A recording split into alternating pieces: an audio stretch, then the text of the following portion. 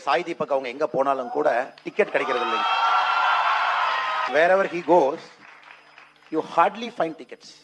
Such a brilliant speaker, very straight, like piercing an arrow with an arrow, that kind of accuracy with which he speaks. It is important to decolonize our mindset. So this is the time where we have to declutter, decolonize our mindset.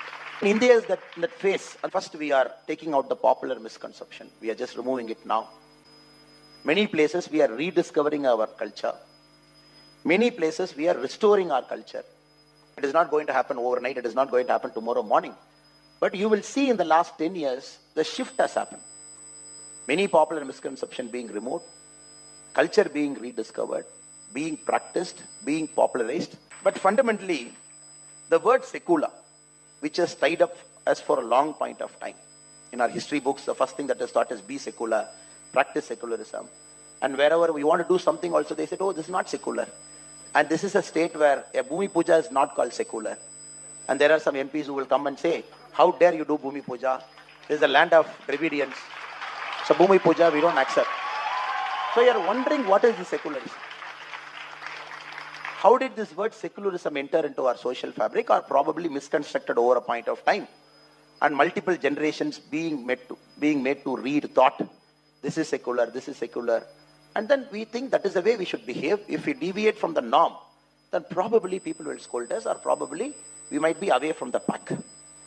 Our constitution, when it was founded, when the document was written, Sai Deepak is the exponent of it. I will not get into it, how it was written, why it was changed during the emergency, why the word called secular was inserted into it, and probably I'm sure you will touch more on it. After that, the despiritualization started. In a state like Tamil Nadu, it started much before. But rest of the country, it started slightly later, because their culture was holding on to it during the initial rule of the Congress period, 1950s, 60s and 70s. Then when all institutions were attacked together by the concept of secularism, the despiritualization process started one after the other. The Dravidian ideology in Tamil Nadu, when it came, like a brother, it brought deep spiritualization along with it. There are 35 Lord Rama temples in Tamil Nadu, which is 1,000 years old. Inside our state, the geographical boundary, what we call as Tamil Nadu now, is 1,000 years old. I'm not talking of 10 years or 100 years or 200 years old. There is a temple in Arani, if at all you happen to visit that part of Tamil Nadu, where Dasaratha Maharaja came. He prayed to the Lord Shiva there, Puttira Kametishvara temple. Dasaratha Maharaja wanted a son or wanted a child to take care of his empire. Even Lord Rama was born in our country after the prayers being offered in Arad. So you go to the temple, you see Puttira Kamateshwara temple there, you see all the history and all the, sometimes some little bit folklore also associated with the temple. When you go to Srirangam, you see Lord Rama's Kula Devata. Kula Deva himself was gifted to Vibhishana, and Vibhishana kept it in Srirangam, which you go and pray now. And then when you happen to visit the Suryanar temple near Kumbakonam, Tanjavur, you happen to see a Gunda there called Jatayu Gundam. That is the place Lord Rama brought Jatayu and performed the last rites for Jatayu. Even now you go there, there is Jatayu Gundam, and people go there, pray and come. So you travel all parts of Tamil Nadu. Maybe we popularly know Lord Ramanatha Swami temple in Rameshwaram. But you go to small towns, you go to Mufassal towns, everywhere, you see Lord Rama's connection in every single part of Tamil Nadu, which is at least 1,000 years old. At least 1,000 years old. Now after the Dravidian philosophy started gaining traction here, the despiritualization process started. Then the state had gone to a level where a particular group thought it fit to put chapel on Lord Rama. So that is the level to which they have taken. So we have to understand why this shift happened. And why there are still some proponents in our state who believe in secession, who believe in a separate state, who mock a practicing religion, who mock a practicing culture, who somehow think a person who is practicing a culture that is essential to their way of life, in a way, if I put it, they might say that we are idiots. Now, this is the first important thing that we have to do, remove the popular misconception. That is a very important thing that is available right in front of you, which all of us have to do with a lot of sense of vigor. So whenever you find time, you should make it a point to visit all parts of India, since you should keep observing what is happening. Be it a temple, be it an archaeological finding, whatever it is, we have to find out what is that culture. Because a person who has written a book and that book becoming our textbook should not define how we think. Some writer sitting somewhere, probably belonging to a particular ideology, writes a book that becomes a textbook and taught to crores of children every year. You do it for 10 years, you can prove a cat is a dog is a tiger. We have to go beyond textbooks. We got to travel, understand, research, think deeply, and connect to all these small places that is connected to our culture. Go there, get inspired. Then probably forums like this, even a tea shop, even a marriage function, then the step one of busting the popular misconception will start happening right in front of our eyes. In 1960, when the issue of Ram temple was picking up, the old issue, after independence it was still continuing, when there was a lot of disputes about the Places of Worship Act, whether we should restrict it to only that, or we should go on reclaiming all the culture and civilizational glory that we have lost at different points of time. A victor deliberately insulting a practicing religion by putting up some structure because they wanted to convey a message. In the Mari Pala discussion, peak of the discussion in the Azad Memorial Lecture, he says Aurangzeb converted these temples with the deliberate intention of insulting his political opponents. Nehru, in his own wisdom, chose not to listen to the guest whom he invited in the first place to deliver the Azad Memorial Lecture. Even the statue of George V, which was adorning Delhi, was not removed till Pandit Jawaharlal Nehru's last breath. You see how we are attached to a lot of things that is absolutely foreign to us. 1968, George V was taken out, but canopy was standing there without anybody. Then he took our Narendra Modi ji step 2 to bring Netaji Subhash Chandra Bose to the same canopy to put it. So in the context, it is very important. It is very important to understand the context. When Poland got absolute independence, or probably when it saved itself from the occupation, the first thing Warsaw people and Polish people did is, they broke the Russian Orthodox Church that is built in their country. They rebuilt it with Catholic Church, which is their practicing faith. Every country has done it. A victor, an aggressor who came, who put their symbol as a resistance for a long point of time. All over the world, people did it. But India, it was a very touchy subject. Like Tamil Nadu, January 22, even to watch Prana Pratishta, we had to go to Supreme Court in the middle of the night, get an order, and to say people can watch. The English title that is given to the constitutional monarch of Thailand is Rama. Rama Kane is very popular, more like a national epic in Thailand. Look at all the East Asian culture.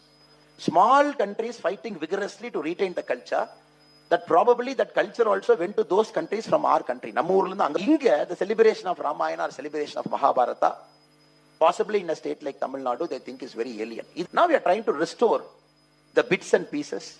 We are trying to restore whatever we have lost and trying to bring it to our national consciousness. Now yoga, International Yoga Day is one. Now yoga being practiced on June 21 across 192 all signatories of UN gaining popular imagination. Yoga exhibits how our mind, body and spirit, everything is aligned together when we live a life of detachment. Over a point of time, we were very particular. Art, culture, this is the very essence of being a Bharatiya. That is where the stories get told. It is not a textbook. If we travel outside the country, not only we are restoring our culture inside the country. Next, Sri Lanka ponga. So there are Ishwaran temples across 5 corners of Sri Lanka. Ravana kattana koil. Now we are restoring one after the other all the 5 temples around Sri Lanka. Tiruketishwaram is restored by the government of India's grant. It is gifted to the people of Sri Lanka as a grant from India. Not only are we doing it in our country, we are also going outside the country. The next 25 years is going to be a very important moment, because right now the popular misconception we have broken. We are reimagining our culture. We are taking it to the masses. And more importantly, we are expanding and bridging it. the resistance is also quite high. Because the forces that was operating till now, இத்தனை ஆண்டுகளாக எந்த பிரச்சனை இல்லாம, resistance இல்லாம இருந்த forces எல்லாம், now they have to unite together. Naturally, they all have to unite together. They all have to come and attack. They all have to come and say, no, no, no, this is Hindutva. No, no, no, this is something. This is RSS version of India's culture. So this is the time when we as citizens, we start having small conversations, not big conversations. Some of the eminent people who are sitting in the front row, sitting here, they do their duty by having big conversations. Television studio, periya forathula, in front of 10,000 people, they speak. To get this thing done, it is important. This small conversation happens in millions and crores. Rent pair, family kulla, society kulla, college kulla, canteen kulla. 10 people, 15 people should have among themselves by saying, look, this is happening. Look, this is my temple. Look, there is an important archaeological, historical place here. This is the connection. Look, and even when we invite our friends, if at all you have to suggest a good tourist place outside Chennai to your friend, in Kanchipuram, Uttarameru, so you go there, you see a Kulothunga Chola times inscription there, 10th century, 1100 years before. Small, a village kind of town, 3 rivers surrounding that village. Very beautiful, very pristine, very serene place. If you have the time to go to that Vaikuntavasi Varadaraja Perumal temple, Kulothunga Cholan has put inscriptions around that temple. You just have to take their time to observe. He has put 3 inscriptions about how election should be conducted. We are talking of 1100 years before. The first inscription talks about who can contest an election. The second inscription talks about how election should be conducted. The third inscription talks about after a person is elected, how can you remove him? So 3 things. If you have the time to go and read it, you'll be so fascinated. The concept of democracy 1100 years back, he has etched it there. Probably when we are shifting from Mannarachi to Makkalachi, when that shift was happening at different points in our country, in Bharat, he has put it. Now I will just take a couple of minutes to explain what is written in that inscription. You will feel so beautiful. Now suddenly they talk about India's constitution was copied from so many people. We have taken inspiration from Ireland. We have taken inspiration from Britain, and so many things they talk. They say a person who has to be in political life has to enter politics after 30. Until 70, he has to be in politics. And the whole place is divided into 30 wards. Each ward will have one elected member. A person can become an elected member only once in their lifetime. Only once. And the period is exactly 360 days. 360th day, you are outside. Once you are in public life, one time, getting the member of that ward, you can never stand for election in your life. And on the point, they had 5 different variums there. A temple varium, a canal varium, a garden varium. So you are a member of a varium for 1 year. There is a 3-year cooling off period. Then you can become a member of what? So which means in your life, you can be a member of varium once. You can be a member of ward once. There are 35 crimes they have mentioned. If you have committed any of those crimes in your lifetime, you can never contest for election. And after you have won the election, they have listed another 17 misdemeanors. You have done the 17 mistakes by being a representative of public, then you will be kind of impeached. So there's 3 inscriptions, very beautifully, the fulcrum of democracy. Just about 1.5 hours from here, in Kanchipuram districts, you go there, you read it, you come. Not Disney World, not this defamation suit. Not this place where some snow is there, not some big malls. So not those places, small places around us. Take them, take our children there, show them, make them to read, connect them to our culture. Then they understand, oh, the essence of Bharatiya means that we have to be democratic in nature.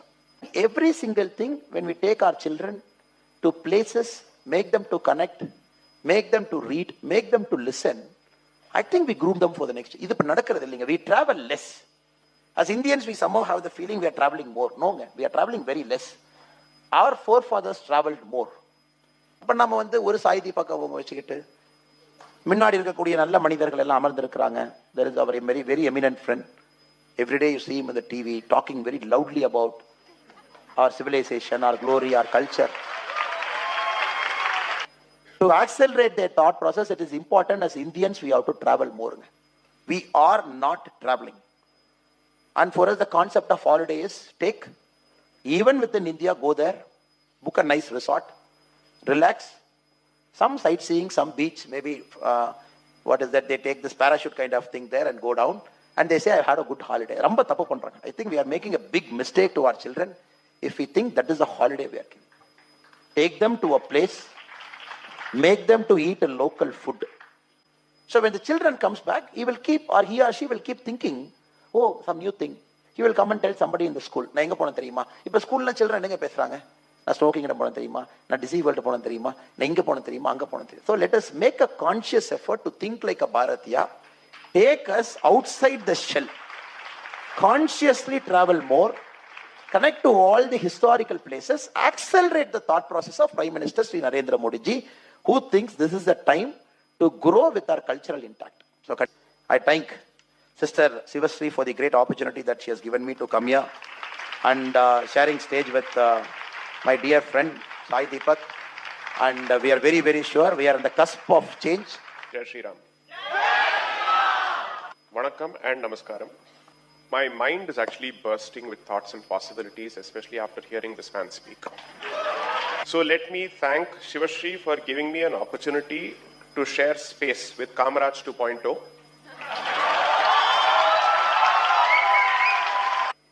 தமிழ்நாட்டுக்கு பிடிச்ச அந்த புற்றுநோய் 1967 அது முதல்ல ஒழியணும்.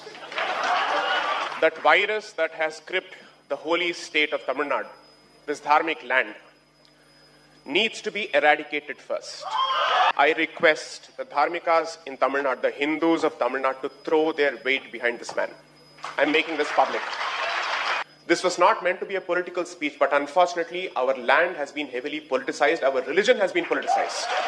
When we speak of think like a Bharatiya, and since he has touched upon the topic of secularism, I'm happy he's actually done that. Decolonization has finally entered Indian political discourse, and that's a fantastic victory. Tragedy is that this conversation should have started in 1947, and it has started in 2020s. No other post-colonial independent society can boast of this kind of prolonged mental slavery. I know what people like me have gone through in Tamil Nadu. I've witnessed it on campuses. I've suffered the consequences of it. But the only promise and sankalpam I made to myself was that I will never become a jati activist. I will speak for the community as a whole. Anybody who understands the history of secularism will tell you that secularism is political conversion. Its job is to sever your roots, your connection with your roots. Its entire purpose is to make sure that you forget your past. And it becomes the new religion because humankind cannot survive without religion. Therefore, secularism has become the new religion, unfortunately. The purpose of these tools is to ensure that you forget one of the most important, let's say, concept in the life of dharmikas, which is pitris, ancestors, your people, your forefathers. That is why I call it political conversion, because conversion requires you to spit on your past and to embrace a new identity that's completely antagonistic to your earlier identity. Hence, it is political conversion. Knowing fully well that this would be the problem, that it's a time bomb that's going to burst itself on a regular basis against the indigenous community, the framers of the Constitution chose not to use the word secularism as part of the preamble at all. Think like a Bharatiya. You can't think like a Bharatiya as long as you embrace secularism, is my humble submission. It is cognitive dissonance. If you think like a Bharatiya and also wear secularism as a badge of honor, you can't. They are incompatible. They are mutually destructive. People like Dushyant Sridhar and others will continue to do what they will do on a public platform. But until this becomes a social, cultural revolution, don't expect people like him to fight this battle alone. And the worst part is this cancer has entered the rest of the South. Bhakti should have been the biggest export of Tamil Nadu. This Dravidianist cancer is being exported to the rest of the South. In my living memory, I have never seen a separatist sentiment being expressed on the Dharmika state of Karnataka ever. Even that has happened because the way this cancer enters is actually true and consistent to its origins, which is cinema, which is art. So that's how it has entered Telangana and Andhra Pradesh through movies. That's how it has entered Karnataka. Kerala, of course, never needed it because it has its own cancer. Parashurama Kshetram should have been known for a different red. It is being known for a different red. So the point is, this civilization is a dharmic civilization. Own it, embrace it, be proud of it. That is fundamentally decolonization. If someone says, does it mean that we should embrace everything about the past? When every time I speak of decolonization, I get this nonsensical statement, I'm forced to say, does it mean that you have to spit on your past? No, you don't have to. These are not binaries. Anyone who chooses to focus exclusively on the problems of the past is not a well-wisher of this civilization, because according to him, there is nothing positive worth being discussed.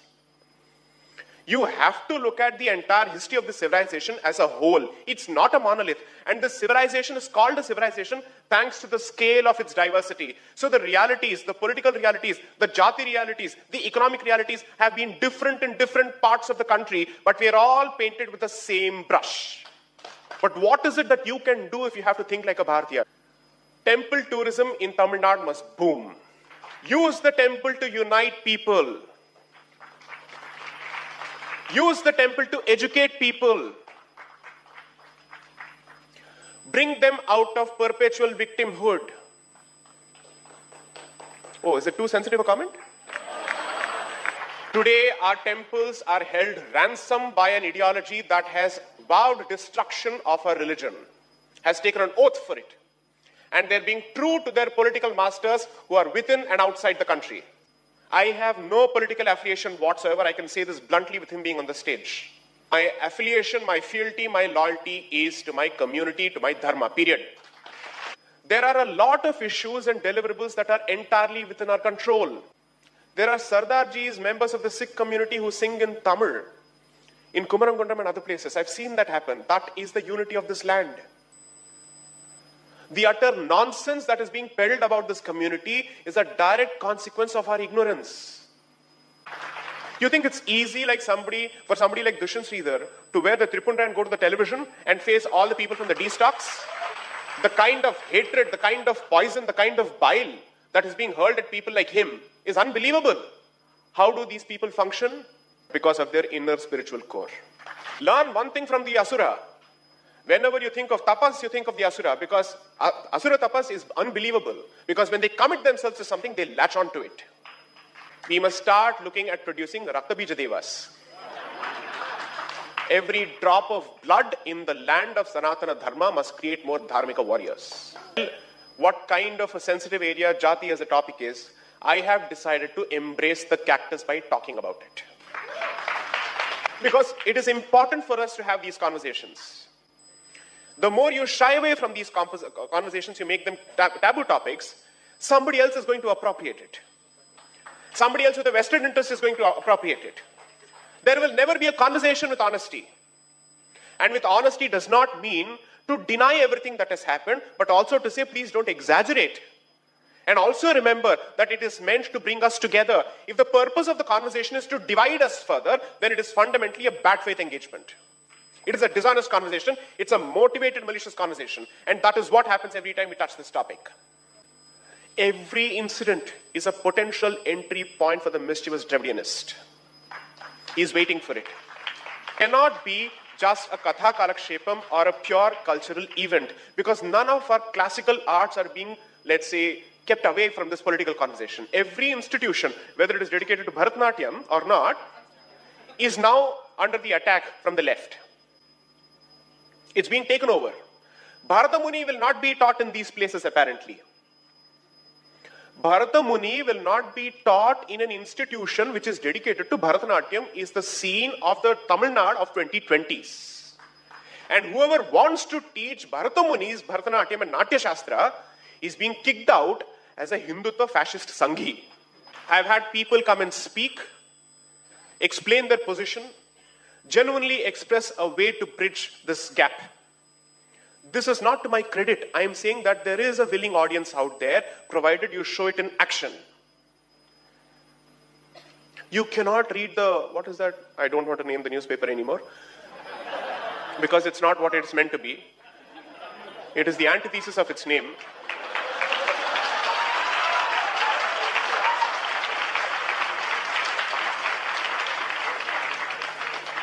The Sri Maha Mao of Mount Road.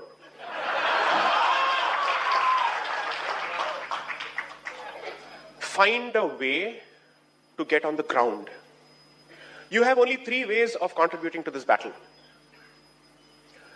None of which is to just earn your livelihood and get out of it. Not happening. It's not happening anymore. You have to participate. Financially, what can you do? Culturally, what can you do? Intellectually, what can you do? Spiritually, what can you do?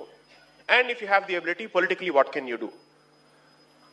I understand that politics is not everybody's cup of tea, but everything else is within your remit. It's possible for you to do it. If this is incitement, so be it. I'm inciting you to action. I'm inciting you to action. A different kind of direct action where you actually go onto the ground and engage with people from your community.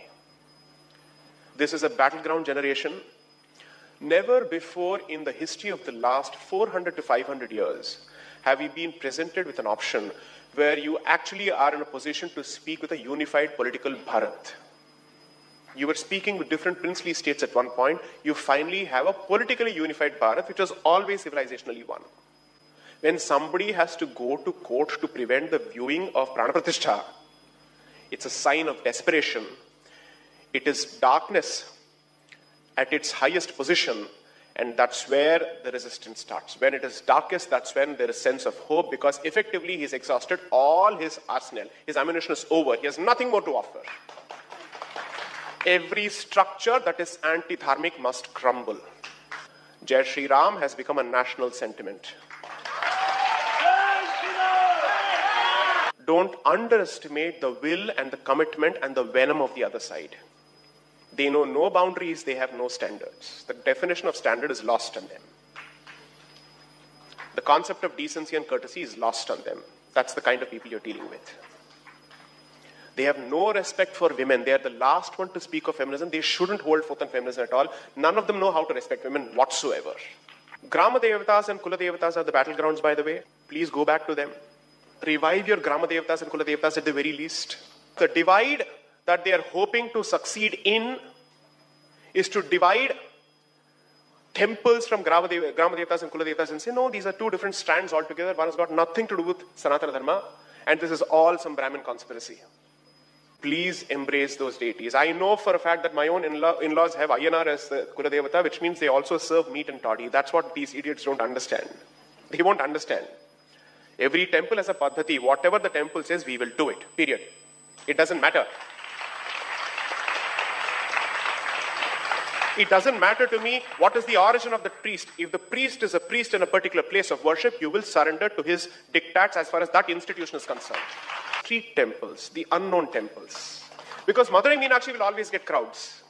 What about other temples? What about other temples? Go back to those temples, forge your sense of community, which is the one thing lacking in this community, and that's haunted us for thousands of years now. You do that, when you take every profession seriously, you'll realize that all the professions which were in the hands of our communities, which have been lost to others, can be reclaimed. Otherwise, they'll come and live like destitutes in cities. Go to Ayodhya, and you will be surprised at the infrastructure development there. I am someone who believes in respecting sanctity first and ensuring that infrastructure organizes itself around that respect for that sacred space. I don't believe in corridorification at the expense of the sacred space, but I believe both of them can go hand in hand with a sense of balance. And Bharatiyas know how to maintain infrastructure.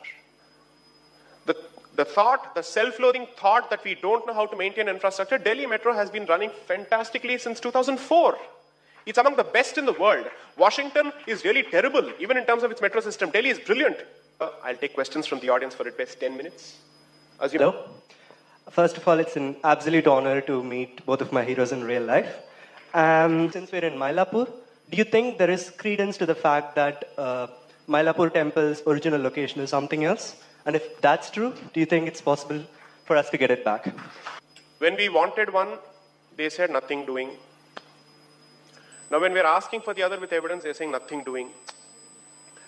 So when somebody displays that kind of intransigence, I will say then my position of minimalism has no value. Let me now have no limits on my ask at all. At all. So when I dropped the figure of 40,000 over the last 2 weeks, people went on fire. Oh, what did he say? Barnaal matama vittu poche. Eppadi 40,000 enga irundhu? Are, 3 kodutha nee vandu edum illa nu solra. Sir na 40,000 kekkuren. Because anyway your answer is going to be sunna. Zero. If your answer is a zero, then I have no other option but to take a maximalist position. 2, okay, let me ask a different kind of revisionist argument right now. I'll present that argument. Why haven't any of these people said, why only temples of the north, Kashi, Mathura and Ayodhya? What about the temples of the south? They are apparently batting for the southerners, right? If they were Hindutva southerners, they should be saying, why only 3 temples of the north? What about other temples? Because they have decided for us that these are the holiest of our places. Okay, so if Madurai and Meenakshi had been under occupation, would we not have asked for it? Absolutely. If Srirangam had been under occupation, you wouldn't have asked for it? Let someone tell me that Srirangam isn't among the holiest of our shrines. I dare them. Let them say Madurai Meenakshi is not. If Sabarimala was under occupation, would you not take it back? That's it. In a community that has 51 Shaktipithas, 108 Divyadesams, 12 Jyotirlingas, what do you mean by 3 holiest of our shrines? Every community has its own holy shrine or holiest of shrines. I'm a Shaivite. For me, what is more important? As much as Ayodhya is important, Kashi is important, and if Chidambaram had been under occupation, that's equally important for me. Who are these people who are deciding for us to say, no, now that you want everything, limit it to 3? On what basis do you decide? When you you have a grand position is, Hinduism is not even centralized. Then how do you decide that 3 of these places are the holiest? If it is decentralized, then the argument has to be decentralized. Let the owners and the claimants of each of those temples decide for themselves. You don't decide for it. 2, when someone says, wouldn't this lead to some kind of a conflict and all that? They said this about 370. They said this about Rama. So every time it's a subtle thread that is being dropped. I'm saying, Rumba patachide. Enough. Okay? Now this won't work anymore. The community has awakened. They have seen through all of this and the evidence is right in front of your eyes and your attitudes are also right in front of people's eyes. Enough is enough. The Supreme Court basically said that even the occupier for centuries will be given land despite having lost the case. That is the most magnanimous ask that you can get from the highest constitutional court of the country. I'm saying I'm willing to propose even that. Somebody asked for 5 villages once, I am giving you 5 acres now. You don't want this. Consequences will follow, time will decide. The master accountant is always time. It is a Kala Chakram, it will keep coming back and our time is now. Second, entry 28, I agree with you. I have said this in articles, I have said this in speeches. I think it's important for us to start forming a broader consensus. Since this ask has been limited to a select few people or select individuals, it has remained a storm in a teacup. My suggestion to you will be this. Strengthen his hands by making the temple freedom movement a Hindu movement and not the movement of one particular community in Tamil Nadu. I'm not saying that anybody is limiting it to one particular community, but the perception needs to change, and I certainly think people who are working for it are working towards it. But the other side constantly says, no, this is effectively a clique of a particular community that is interested in restoring its domination and supremacy. Address that. Don't run away from it. It's important to address that. Start the outreach. The legal battle will be fought. The gentleman who represented Sri Ram Lalla in the Ayodhya case, Sri C.S. Vaidyanathan, is the one who's leading us in the battle. I'm second in command. So we are in very safe hands, and those pair of hands belong to Sri C.S. Vaidyanathan. Remember that. People may not be aware of it, therefore it becomes my duty to inform people of this. Sri R. Venkatramani, who is the current Attorney General, was previously part of the team. He was at par with Mr. C.S. Vaidyanathan representing this matter. And then he became the Attorney General. So according to me, the stars are positioned in the right place. Namaskar, sir. J Sai Deepak and Annamalai, sir. Basically, I'm from Madhya Pradesh. I am pursuing my bachelor's in engineering here. Ji. So, sir, there are a lot of talks going about Hindu Rashtra. So, like, what are your opinions on Hindu Rashtra? And is Hindu Rashtra actually possible? One, yes, it's possible. Two, it merely means restoring the civilizational identity of this land and not using imported values to pixelate our identity. It doesn't mean second-grade rights to anybody else, but it certainly means the preferential treatment that has been going on and on and on for over 100 years, according to me, not just over 75 years, needs to stop, and particularly, history needs to be acknowledged. So when we are told that in the context of jati and so on and so forth, acknowledgement of history is important, and addressing that situation through social justice mechanisms is important, I fail to understand how does history suddenly become irrelevant and redundant in the context of other issues. You can't selectively say history is relevant for this and not this, because this is your pain point. I'll keep doing this on a regular basis. But as far as other issues are concerned, where history is actually acting to your advantage, I will not talk about it. That can't happen. 3, my vision for Bharat is actually what I would call Pax Indica, which is Greater Bharat. What is Pax Indica? If you read history, it will speak of Pax Britannica, Pax Romana, and now we are witnessing the dying gasps of Pax Americana, which means it's called Roman peace or English peace or American peace, which is peace that is established under the supremacy and the leadership of a particular country, where it has the widest possible economic influence, the widest possible cultural influence, and the widest possible political influence. My vision is strengthen your position within, and the immediate neighborhood of undivided Bharat should also become safe for the core identity of Bharat. That is the day you would effectively come to a point where a CAA is no more necessary. One is to enact a CAA to address the existing situation, but the next is to come to a point where you have a stick strong enough to say no further assaults on this identity in my neighborhood at the very least. That is my larger vision. Creating a safe homeland and a safe neighborhood for perhaps the most traumatized, genocided, massacred population of the world.